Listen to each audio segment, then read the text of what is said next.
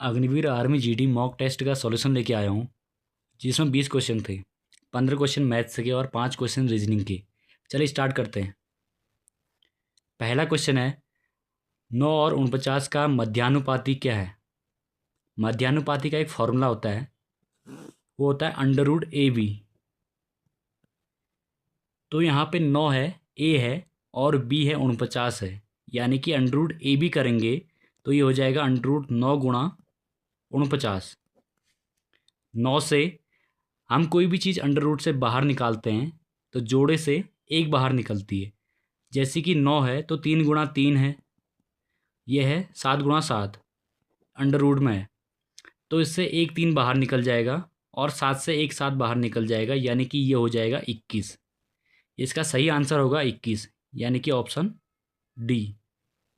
अगला क्वेश्चन है, महेश एक फ़ोन को 10,000 में ख़रीद कर लाया, उसने इसे 9,000 में बेच दिया। महेश का लाभ या हानि परसेंटेज क्या है। अब जैसे देखो, वो ख़रीद के लाया 10,000 में, उसने बेच दिया 9,000 में, यानी कि ये इसका क्रय मूल्य था और ये इसका विक्रय मूल्य है। हम लाभ या हानि किस पे निकालते हैं, हम निकालते हैं क्रय मूल्य पर। तो यहाँ पे हम लाभ कैसे निकालते हैं, लाभ निकालते हैं विक्रय मूल्य माइनस क्रय मूल्य। और हम हानि कैसे निकालते हैं, हानि निकालते हैं क्रय मूल्य माइनस विक्रय मूल्य से। यहाँ पे 10,000 में ख़रीद के लाया था तो इसका सीपी हो गया, 9,000 में बेचा तो इसका एसपी हो गया। तो 10,000 में ख़रीदा, 9,000 में बेचा, यानी कि इसे लॉस हो गया 1,000 का। तो आप ये कह रहे हैं लाभ परसेंटेज या हानि परसेंटेज। हानि परसेंटेज कैसे निकालेंगे, उसके लिए एक फॉर्मूला होता है, लॉस परसेंटेज बराबर होता है loss upon CP into 100। Loss हुआ मुझे 1,000 का, लॉस हुआ मुझे 1,000 का, कितने पर हुआ, 10,000 पर, इंटू 100, यानी कि 3 जीरो से 3 जीरो कट, 1 जीरो से 1 जीरो कट, यानी कि मुझे 10% की हानि हो गई है। इसका सही आंसर होगा ऑप्शन ए, 10% की हानि। अब अगला क्वेश्चन है, मान ज्ञात कीजिए। यह है तुम्हारा सिंप्लीफिकेशन का। तो यह है मेरा -9, फिर अंदर ब्रैकेट है, फिर माइनस, अंदर भी माइनस, यानी कि माइनस माइनस प्लस 60। फिर यहाँ पे क्या है, डिवाइड, फिर है -15, उसके बाद है प्लस प्लस माइनस, यानी कि माइनस, फिर 2 गुणा 6 यानी कि 12। इसके बाद फिर इसको आगे सॉल्व करेंगे। तो सबसे पहले होता है इसमें बोर्ड मास होता है, bracket of divide multiplication addition subtraction. तो यहाँ पे क्या है, डिवाइड है सबसे पहले, तो मैं क्या करूँगा, -9 प्लस 60 बट्टे माइनस का 15 -12। अब जो ये माइनस नीचे है, इसका साइन ऊपर आ जाता है, तो ये हो जाएगा -9 माइनस का 60 बट्टे 15 माइनस का 12। तो अब ये क्या होगा, ये 15 कट जाएगा 60, 4 बार 15 चौको 60, माइनस का 9 माइनस का 4 माइनस का 12। अब सब ये माइनस माइनस है, -4 -9 कितना हो गया, माइनस का 13 और माइनस का 12, 13 13 26, यानी कि 25। ये हो गया अब हमारा माइनस का 25। इसका सही आंसर होगा माइनस का 25। अगला क्वेश्चन है, उस बेलन का वक्र पृष्ठीय क्षेत्रफल ज्ञात कीजिए जिसके आधार की त्रिज्या 7 सेंटीमीटर और ऊंचाई 9.5 सेंटीमीटर है। पाई की वैल्यू 22/7 यूज करनी है। तो बेलन का वक्र पृष्ठीय क्षेत्रफल क्या होता है, बेलन का वक्र पृष्ठीय क्षेत्रफल का फॉर्मूला होता है 2πr/h। यहाँ पर हमें क्या क्या दे रखा है, 2 गुणा पाई की वैल्यू दे रखी है हमको 22/7 और आर यानी कि त्रिज्या दे रखी है 7 सेंटीमीटर और एच दे रखा है हमको 9.5। तो इसका आप सॉल्यूशन क्या होगा, तो देखो 7 से 7 कट गया, अब ये होगा मेरा 22 दूना 44 गुणा 9.5। तो अब मैं इसको किससे करूँगा, मैं इसको अब डिजिटल सम से ही करूँगा। देखो चार चार आठ, आठ पंचे 40, यानी कि इसका डिजिटल सम 4 आएगा। 4 2 6, 8 2 10 7 14, यानी कि 5, 8 1 9 4, 3 4 7, 4 इसका डिजिटल सम आ रहा है, इसलिए इसका आंसर 418 होगा। चाहे तो आप इसको करके देख सकते हैं। अगला क्वेश्चन है 12 15 और 18 का एलसीएम निकालिए। एलसीएम कैसे निकलता है? एलसीएम निकालने की शॉर्ट ट्रिक होती है, ये जो भी हमारे पास दिए गए नंबर, इनकी डिविजिबिलिटी चेक करने का। सबसे बड़ा 18 है, 18 यानी कि 9। हम देखेंगे 9 की डिविजिबिलिटी, 9 से ही कटेगा नहीं कटेगा। 9 एकम 9, 3 बचा 30, तो ये नहीं कट रहा 9 से। 90 कट जा रहा है, 180 भी कटेगा, लेकिन 60 नहीं कटेगा। तो बी और सी में है मुझे कन्फ्यूजन। अब देखना मुझे 3, 3 और 4। 90 4 से कट रहा है क्या? 4 दूना 8, 1 नहीं कट रहा है, ये कट रहा है। 4 चको 16, 2 4 पंचे 20, तो इसका 180 आंसर हो जाएगा। अब अगला क्वेश्चन, एक संख्या को 10% बढ़ाया गया, फिर उसे 20% घटाया गया, तो निवल वृद्धि या कमी। इसके लिए एक फॉर्मूला होता है, A plus B plus A B upon 100। पहले संख्या को 10% बढ़ाया यानी कि प्लस, फिर 20% घटाया यानी कि माइनस का 20, फिर बोल रहा है यहाँ पे क्या हो जाएगा, प्लस, पहले 10 किया, फिर माइनस का 20 बट्टे 100। तो ये क्या हो जाएगा देखो, 10 माइनस 20 प्लस माइनस माइनस 20.200 बट्टे 100। तो 100 से 200 कटा 2 बार, 10 माइनस 20 माइनस 2, यानी कि 10 माइनस 20 में 2 22। तो ये हो गया मेरा माइनस का 12। अब माइनस आ गया, तो इसका मतलब 12% की कमी, ये इसका आंसर हो गया। अगला क्वेश्चन देखते हैं। ये बोल रहा है 3500 का 20% होगा। 20% की वैल्यू होती है 1/5। ये आपको याद करना होगा। 20% का मतलब क्या होता है?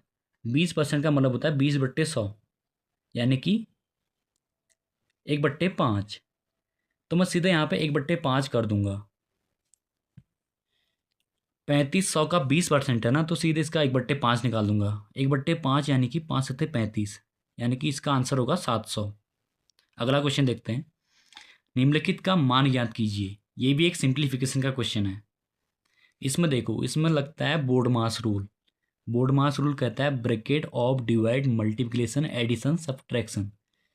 सबसे पहले करते हैं बार, उसके बाद करते हैं छोटा ब्रैकेट, उसके बाद करते हैं मजला ब्रैकेट, और फिर लास्ट में करते हैं बड़ा। ये इसका ऑर्डर होता है सॉल्व करने का। तो यहाँ पे दे रखा है 21/7। क्वेश्चन ये है 21/7 गुणा, ये दे रखा है। तो सबसे पहले छोटा ब्रैकेट को सॉल्व करेंगे। 21/7 यानी कि ये आ गया मेरा 3। इसके बाद गुणा, ये मेरा बड़ा ब्रैकेट के अंदर है, ठीक है, गुणा, फिर मेरा मजला ब्रैकेट, ये हो गया 63/9 प्लस 14/2, फिर गुणा, फिर आ गया मेरा ब्रैकेट छोटा वाला 4 - 2, ये फिर मजला ब्रैकेट बंद, फिर सबसे बड़ा ब्रैकेट। आप देखो, सबसे पहले ये वाला सॉल्व होगा। 4 - 2 2, गुणा 14/2 प्लस 63/9। अब ये क्या होगा, 2 से 2 कट गया, 9 से 63 कटा 7 बार, 7 + 14, यानी कि ये हो गया मेरा 21, और मेरा बाहर है 3। 21 × 3 यानी कि 63। इसका आंसर हो जाएगा 63। अब अगला क्वेश्चन है, ए किसी काम को 10 दिन में कर सकता है, बी उसी काम को 20 दिन में कर सकता है, तो दोनों मिलकर उस काम को कितने दिनों में पूरा करेंगे? इसके लिए एक शॉर्टकट फॉर्मूला होता है, वो होता है AB/A+B। ए है यहाँ पर 10 गुणा बी है 20/A+B, यानी कि 20 + 10 30। ये हो गया मेरा 20/3। 20/3 यानी कि ऑप्शन ए। अब अगला क्वेश्चन है, किसी मूलधन पर 2% की वार्षिक दर से 4 वर्ष की अवधि के लिए साधारण ब्याज 360 रुपये है। तो मूलधन ज्ञात कीजिए। 1 साल का रेट दे रखा है हमको 2%। टोटल साल कितने हैं? 4, यानी कि ये हो गया मेरा 8%। 8% की वैल्यू कितनी दे रखी है? 360। 1% की वैल्यू 360/8। तो कह रहे हैं मूलधन ज्ञात कीजिए। मूलधन हमेशा होता है 100%। तो ये कट जाएगा 4 से। 4 दूना 8, 25 को 100। ये 2 से कट जाएगा 18 बार, 180।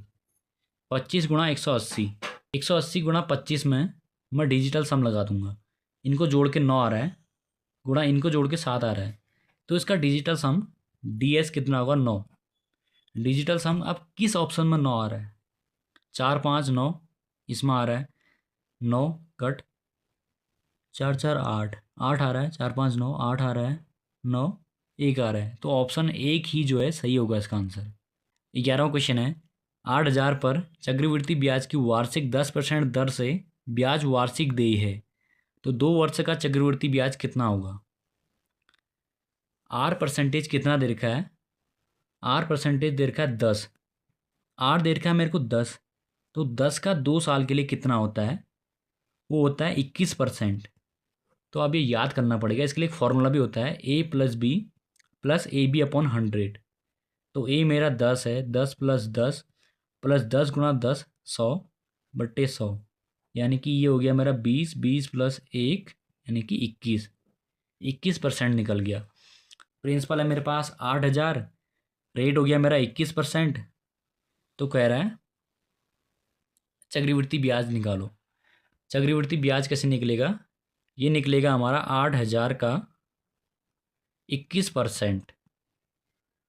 तो 2 जीरो से 2 जीरो उड़े, 21 अट्ठे 168, यानी कि 1680 इसका सही आंसर होगा। अब अगला क्वेश्चन है, एक बेईमान दुकानदार अपना सामान क्रय मूल्य पर बेचने का दावा करता है, लेकिन 1 किलोग्राम के बजाय 900 ग्राम भार का इस्तेमाल करता है। उसका कुल लाभ % क्या है? बेईमान दुकानदार के कॉन्सेप्ट में ये होता है 1 किलोग्राम यानी कि 1000 ग्राम, और वो 1 किलोग्राम के बजाय कितना दे रहा है? 900 ग्राम। जो 900 ग्राम होगा वो इसका क्रय मूल्य होगा। 1000 ग्राम जो होगा वो उसका सेलिंग प्राइस यानी कि SP होगा। तो इसमें देखो, कॉस्ट प्राइस तो मेरा 900 है और सेलिंग प्राइस मेरा है 1000। तो इसको प्रॉफिट कितने का हुआ? 100 रुपये का। कितने पर? 900 पर, इंटू 100।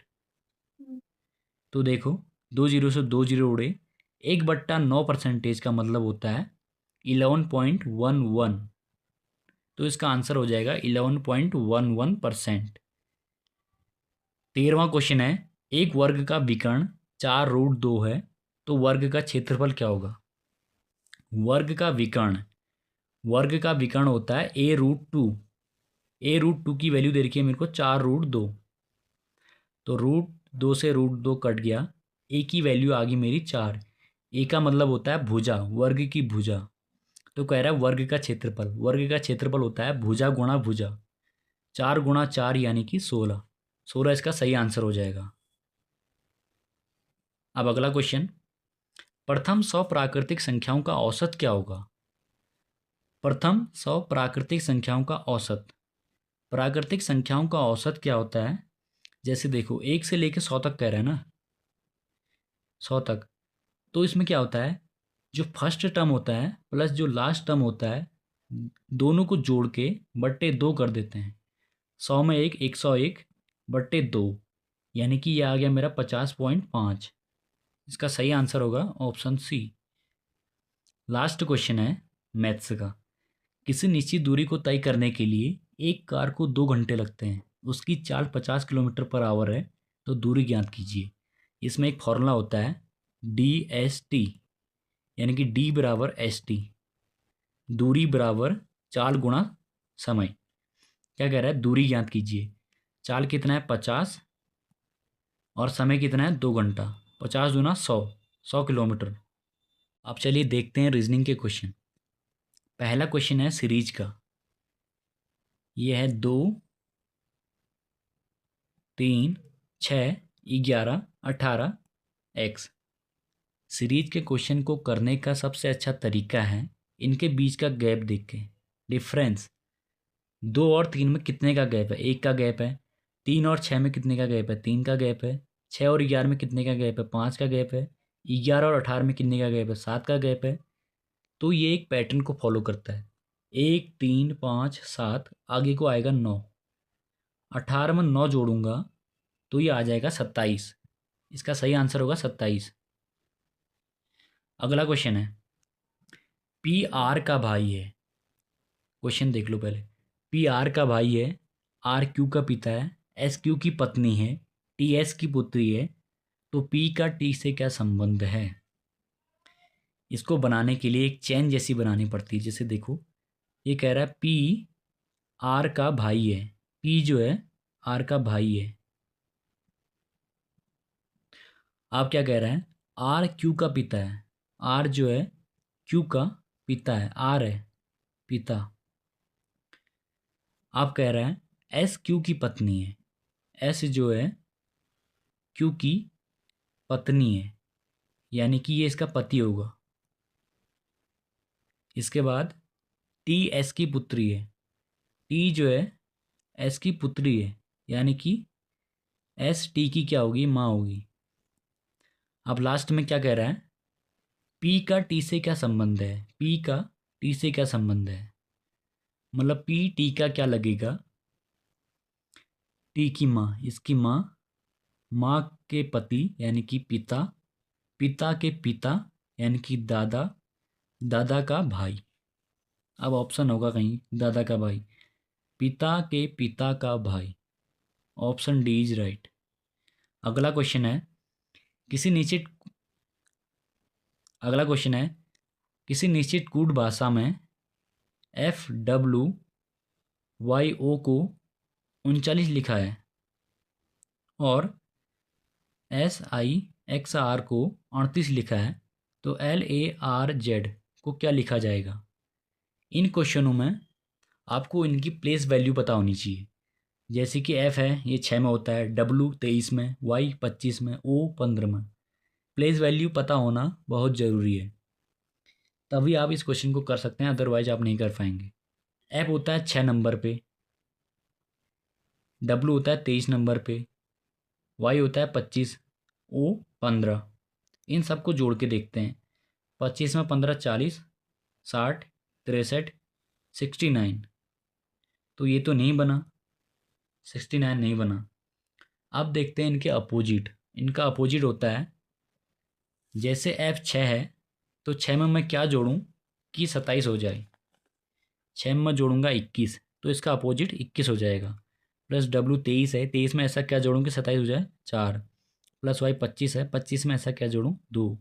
15 में 12। इन सबको जोड़ के देखते हैं। 21 में 4 25, 25 में 2 27, 27 में 12 यानी कि 39।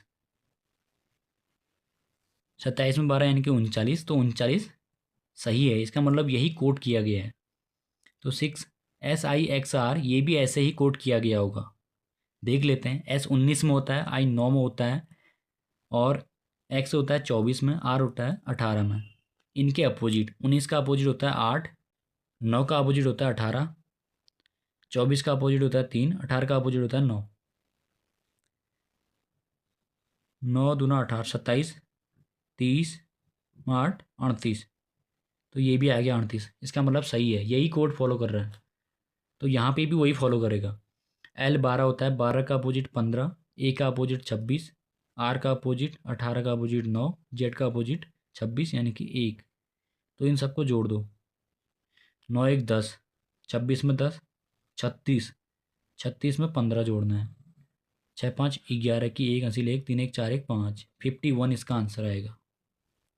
51 है इसका आंसर। अब चौथा क्वेश्चन, ये है सीरीज का।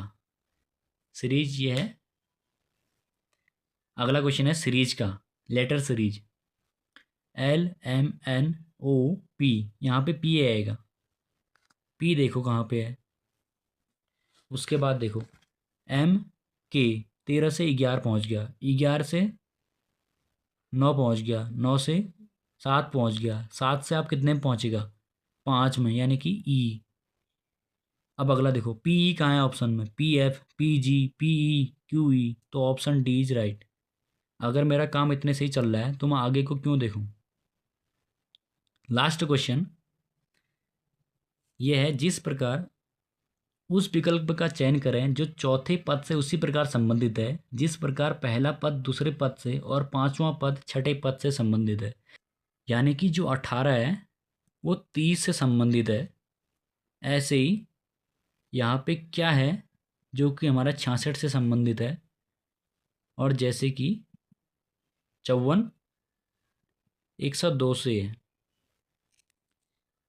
जब तुमको कुछ समझ में नहीं आता है तब क्या कर सकते हो, यहाँ पे तो पैटर्न साफ समझ में आ रहा है कि 18 का डबल कर रहा हूँ मैं, 18 का डबल 36, 36 में मैं 6 कम कर दे रहा हूँ तो मेरा 30 आ जा रहा है। तो ऐसे ही यहाँ भी देखते हैं, x का डबल करता हूँ 2x -6 बराबर 66।